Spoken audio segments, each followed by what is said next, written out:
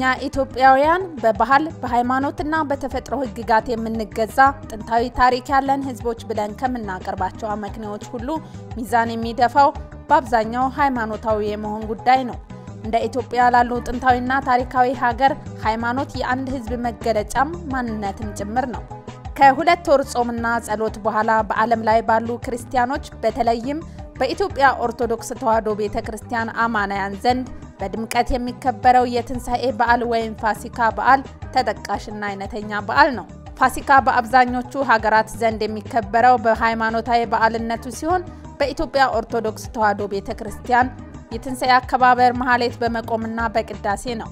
ምእመናን ቅዳሴውን ከሌሊቱ 6 ሰዓት ጀምሮ ካስቀደሱ በኋላ የትንሳኤ በዓል የኩዳዴ ጾም ፍቺም በመሆኑም ጾሙን ይፈቱታል።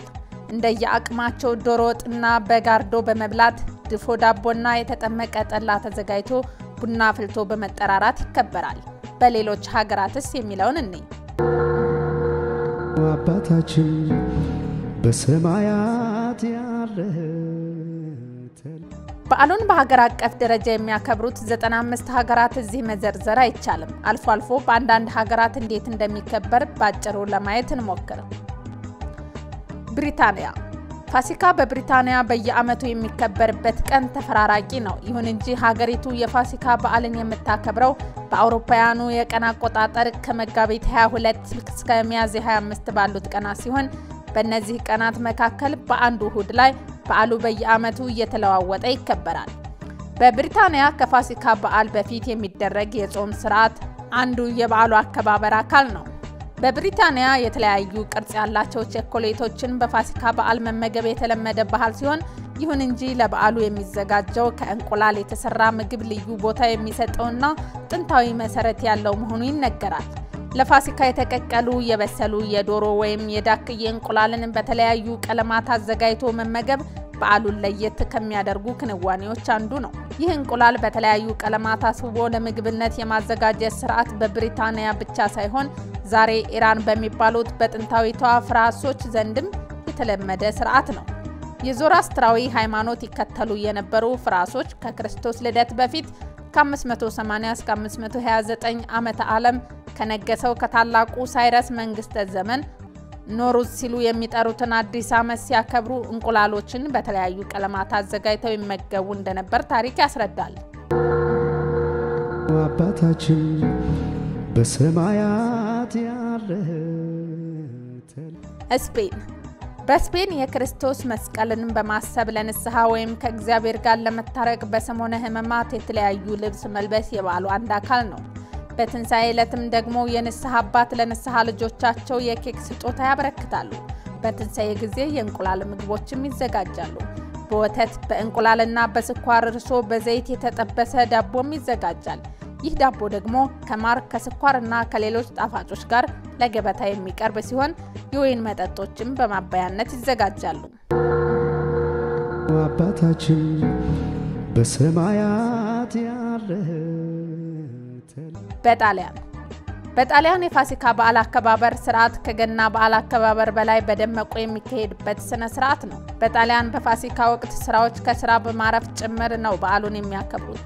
በዚህ ሰሞን ጣሊያናውያን ለሽርሽር ከከተማ ወጣ ማለታቸው የተለመደ ቢሆንም ከተሞቻቸውም ቢሆን በዓል በሚሸት ድባብ ውስጥ ነው የሚያሳልፉት። በንስሐ መንጻት አንዱ ሃይማኖታዊ ግዴታ ሲሆን በአብያተ ክርስቲያን የሚካሄደው ስነ ሥርዓትም የጣሊያኖች የፋሲካ አከባበር አንዱ አካል ነው። የሃይማኖት አባቶች በየቤተ ክርስቲያኑ ለሚመጡ ምእመናኖች ቡራኬ ይሰጣሉ።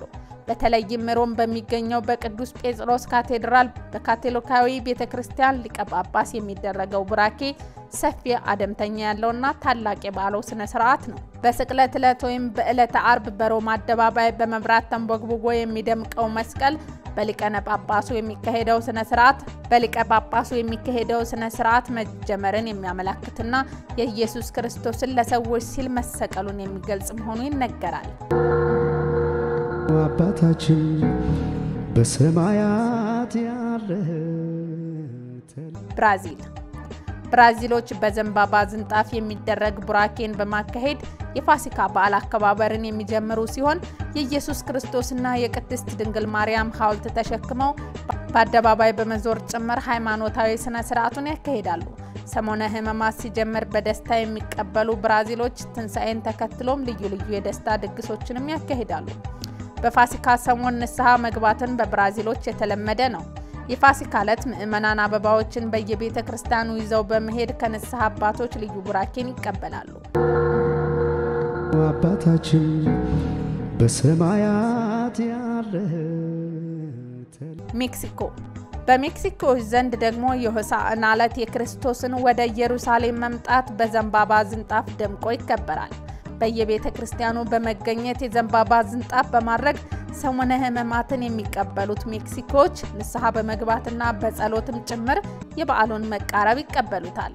በበዓሉ ዋዜማ ልክ እንደ ደመራ የሚነድ በወረቀት የሚሰራ ቅርጽ በእጅና በርካታ ሕዝብ በተገኘበት እንዲቃጠል ይደረጋል። የፋሲካ በዓል ዕለትም በሜክሲኮ ከቤተሰብ ጋር በመሆን እንዲሁም በአንድ አካባቢ እየተሰባሰቡ በጸጥታ የሚካሄድ ሃይማኖታዊ ስነ ስርዓት ብቻ ነው የሚደረገው። አባታችን በሰማያት ያለህ ቤርሙዳ በቤርሙዳ ደሴት የክርስቶስን ወደ ገነት ማድረግ በማስመልከት ስራዎች ራሳቸውን የሰሩትን ወላዶን ወይም ካይት ማብረር የተለመደ ነው። በኖርዌይ ደግሞ ሰዎች ወንጀል መጽሐፍትን ወይም የወንጀል ፊልሞችን በማየት የፋሲካን ሰሞን ያሳልፋሉ ይባላል።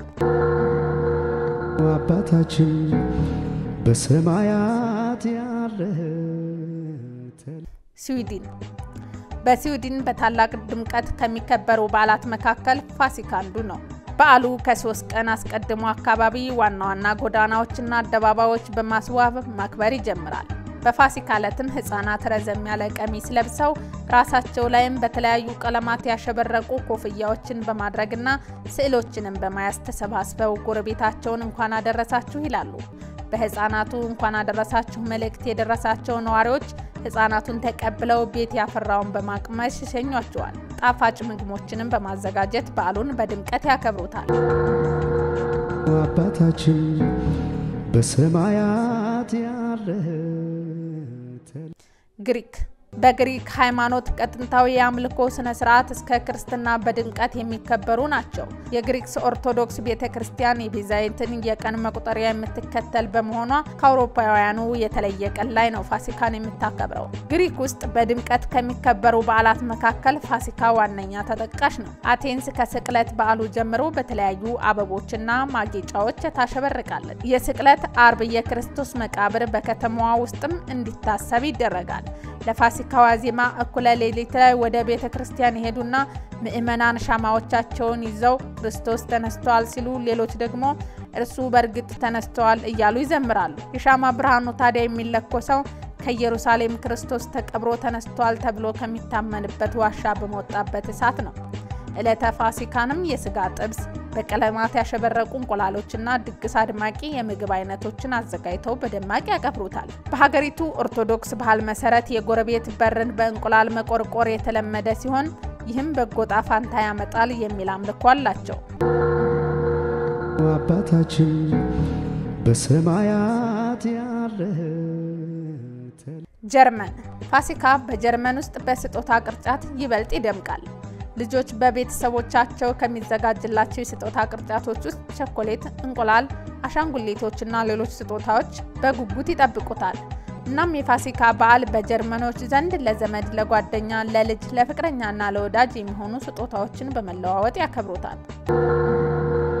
አባታችን በሰማያት ያለህ አሜሪካውያን ንጹህ በመልበስና ቤተክርስቲያንን በመሄድ የፋሲካ በዓል ሳምንት ማክበር ይጀምሩታል። የተለያዩ ከረሜላዎችና ቸኮሌቶችም የበዓሉ ማድመቂያዎች ናቸው። እነዚህ ምግቦች በብዛት የሚበሉበት ሰሞን ነው። የፋሲካ በዓልን ጠብቀው የተለያዩ ዝነኛ የጣፋጭ ምርቶች በብዛት ይለቀቃሉ። ሌላው በዋሽንግተን ዲሲ ህፃናት እንቁላሎችን በማንከባለል ይጫወታሉ። መረጃዎች እንደሚያሳዩት ከሆነም የዋይት ሃውስ ቤተ መንግስት ከፊል ቦታዎች ክፍት ተደርገው ህፃናት እንቁላል እያንከባለሉ እንዲጫወቱ የሚደረግበት አግባብ አለ። በአሜሪካ ይህ ባህል እንደ አውሮፓውያኖቹ ከ1978 ዓመተ ምህረት ጀምሮ እስካሁን ድረስ መቀጠሉ ነው የሚነገረው። ከተለያዩ ሀገራት የፋሲካ በዓል አከባበር የምንረዳው ሁሉም ሀገራት በዓሉን ሲያከብሩ ጎረቤት ለጎረቤት ተጠያይቀው በሰላም በፌሽታ በመዋደድ በመቻቻል በይቅር መባባልነትና በመረዳዳት መሆኑ ነው። መልካም በዓል ይሁንላችሁ።